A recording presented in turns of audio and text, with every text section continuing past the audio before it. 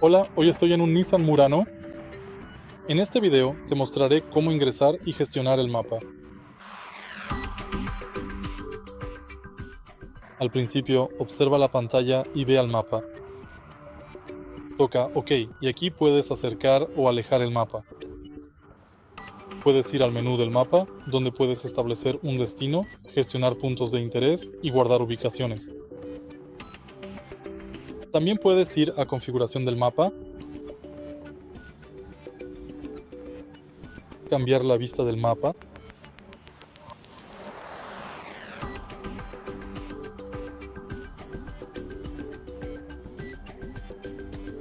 y gestionar la configuración de guía. Si este video te ha resultado útil, por favor deja un like, comenta y suscríbete.